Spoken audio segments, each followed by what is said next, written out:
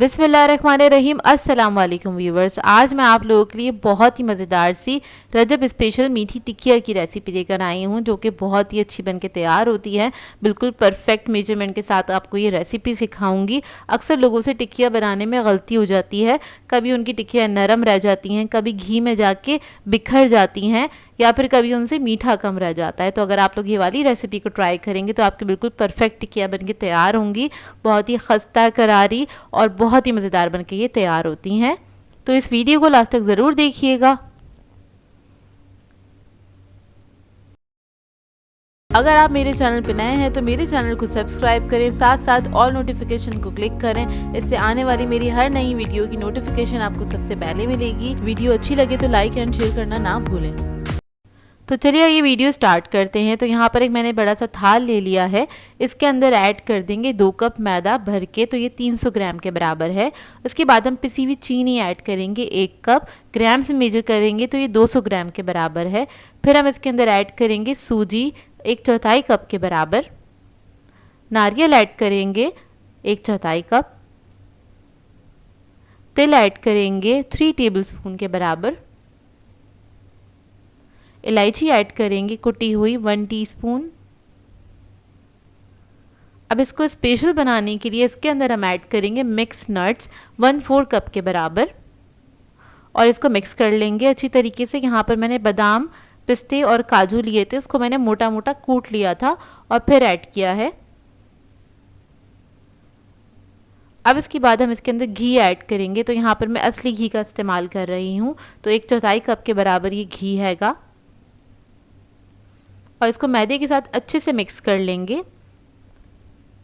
यहाँ पर आप लोग मेजरमेंट्स जो है ना बिल्कुल परफेक्ट कीजिएगा, इसलिए मैंने ग्राम्स में भी बता दिया है आपको और कप में भी बता दिया है। कप मैंने मेजरिंग कप इस्तेमाल किया था, जो कि 1 कप का वज़न मैं आपको बता दूं ग्राम्स में होता है तकरीबन 150 ग्राम के बराबर।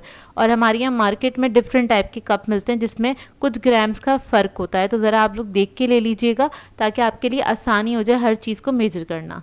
अब इसके बाद जब घी मिक्स हो जाएगा तो इसको हमें दूध से इसका आटा गूंदना है, और दूध जो है मेरा वो ठंडा दूध हैगा, मतलब बहुत ज़्यादा चिल्ड भी नहीं है लेकिन ठंडा हैगा। अब थोड़ा थोड़ा सा करके आपने दूध इसके अंदर ऐड करना है, और बहुत थोड़ा सा ही दूध जाता है तो आप लोग हस्बे ज़रूरत ले लीजिएगा। बस थोड़ा थोड़ा करके ऐड करना है, और इसका आपने थोड़ा टाइट डो बनाना है। बहुत ज़्यादा सख्त भी नहीं कीजिएगा इस डो को, लेकिन बहुत ज़्यादा नरम भी नहीं होगा कि आपके हाथ पे स्टिक होगा। तो देखिए आपको देखकर अंदाज़ा हो रहा होगा, ना ही बहुत ज़्यादा ये सख्त है डो और ना ही बहुत ज़्यादा नरम है। हाथ पे चिपक नहीं रहा, ना ही बहुत ज़्यादा सख्त है कि हमें बहुत ज़्यादा मेहनत करनी पड़ रही है इसके ऊपर, क्योंकि इसके अंदर सूजी ऐड करिए। जब हम इसको रेस्ट देंगे तो सूजी भी फूलेगी, तब भी ये थोड़ा सा टाइट हो जाता है डो। तो देखिए बस इसको आपने हल्का सा ही मिक्स करना है, बहुत ज़्यादा स्मूथ करने की इसको ज़रूरत नहीं है, ना ही मुक्कियाँ लगाने की ज़रूरत है। और इसके बाद आपने इसको बस लेवल कर देना, करके आपने रख देना है इसको थोड़ी देर के लिए, तकरीबन आधे घंटे के लिए। उसके बाद हम इसकी टिकिया बनाएंगे। तो आधा घंटा हो गया है, अब हम डो को चेक कर लेते हैं। आधे घंटे बाद आप चेक करेंगे तो आपको ये थोड़ा सा टाइट लगेगा, थोड़ा सा मतलब सख्त हो चुका होगा, क्योंकि सूजी जो है वो फूल चुकी होगी। अब आपने क्या करना है, थोड़ा सा डो लेना है और उसके बाद उसको हल्का सा आपने नीट कर लेना है। हल्का सा इस तरह से काउंटर टॉप पे डाल के स्मूथ कर लीजिएगा। अब इसके बाद हम क्या करेंगे, इसको बेल लेंगे। तो इसको आपने बहुत ज़्यादा मोटा नहीं बेलना है, ना ही बहुत ज़्यादा पतला बेलना है, क्योंकि अगर आपकी टिक्कियाँ बहुत ज़्यादा मोटी होंगी तो वो अंदर से कच्ची रह जाएंगी फ्राई करने में, और बहुत ज़्यादा पतली होंगी तो वो बहुत ज़्यादा कड़क हो जाएंगी फ्राई करने में। तो इस बात का भी ज़रा ख्याल रखिएगा, आपने मीडियम ही रखना है। 1/4 इंच तक ही आपने इसको मोटा रखना है, या इससे भी थोड़ा सा पतला रखना चाहें तो रख सकते हैं। यहाँ पर मैं कुकी कटर इस्तेमाल कर रही हूँ। आप लोग कोई भी राउंड चीज़ ले लीजिएगा, कोई ग्लास ले लीजिएगा, कोई प्याली ले लीजिएगा, जिस साइज़ की भी आप बनाना चाहते हैं, लेकिन बहुत बड़े साइज़ की नहीं बनाइएगा, इसको थोड़ा दरमियाने साइज़ की ही बनाइएगा। तो देखिए इधर हमने टिक्कियों को कट कर लिया, इसका मैं आपको साइज़ दिखा देती हूँ। अब इसको हम कट करके सारी टिक्कियों को साइड पे रख लेंगे। तो ये देखिए सारी टिक्कियाँ मैंने तैयार कर ली हैं, और अगर आप लोग बहुत ज़्यादा क्वांटिटी में बना रहे हैं इन टिक्कियों को, तो इन टिक्कियों को एक कपड़े से कवर कर दीजिएगा ताकि जो ऊपर की इसकी लेयर है वो हार्ड ना हो। तो इस बात का ख्याल रखिएगा। अब ऑयल मैंने गर्म करने के लिए रख दिया था, इसको मैं तेल में फ्राई कर रही हूँ। तेल में फ्राई करने से क्या होता है, थोड़ा सेफ साइड रहती है, ये फैलती नहीं है। अक्सर लोगों की घी में जब फ्राई करते हैं ना तो टिक्कियाँ जो है फैलना स्टार्ट हो जाती हैं, क्योंकि तेल में जाने के बाद ये बहुत ज़्यादा डेलिकेट हो जाती हैं, इनको ज़रा हैंडल करना मुश्किल होता है, अक्सर लोगों से टूटना स्टार्ट हो जाती हैं।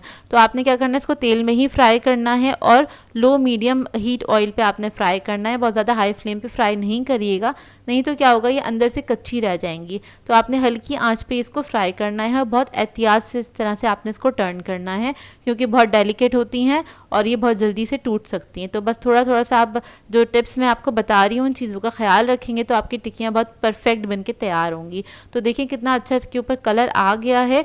इसी तरह से आपने पलटते जाना है जब तक आपकी मर्ज़ी के मुताबिक कलर नहीं आ जाता। कुछ लोग थोड़ा डार्क खाना पसंद करते हैं, डार्क ब्राउन खाना पसंद करते हैं, कुछ लोग थोड़ी सुनहरी खाना पसंद करते हैं, जैसे कि अभी हल्की सी सुनहरी हो गई हैं, गोल्डन ब्राउन हो गई हैं। तो अब इसको हम निकाल लेंगे और इस तरह से आपने किसी छन्ने में निकाल के एक कपड़े पे रख दीजिएगा या फिर किसी और छन्ने में रख दीजिएगा, ताकि इसके अंदर से जो इसका एक्स्ट्रा ऑयल है वो सारा निकल जाए। और जब ये ठंडी हो जाएंगी तो उसके बाद आप इसको सर्व कर सकते हैं। तो देखिए माशाल्लाह से बिल्कुल परफेक्ट बन के तैयार हुई थी, अंदर से बिल्कुल भी ऑयली नहीं है, लेकिन बहुत खस्ता और करारी बन के तैयार हुई हैं। इधर मैं आपको तोड़ के दिखा देती हूँ, ये देखिए इसके अंदर ऑयल बिल्कुल भी नहीं गया था और ये बहुत अच्छी बन के तैयार होती हैं। इसको आप ठंडी खीर के साथ सर्व कीजिएगा, बहुत ही मज़ेदार लगती है खीर के साथ। और खीर और पूरी की रेसिपी मैं अपलोड कर चुकी हूँ, मेरे चैनल पे मौजूद है, आप लोग चाहें तो जाके देख सकते हैं। आई होप आपको ये रेसिपी अच्छी लगी हो। सो व्यूअर्स, अगर आप लोगों को मेरी रेसिपीज़ अच्छी लगती हैं तो मेरे चैनल को सब्सक्राइब करें, लाइक करें, कमेंट ज़रूर किया करें, शेयर भी ज़रूर किया करें अपने फ्रेंड्स के साथ, फैमिली के साथ। तो मुझे अपनी दुआ में याद रखिएगा। अल्लाह हाफ़िज़।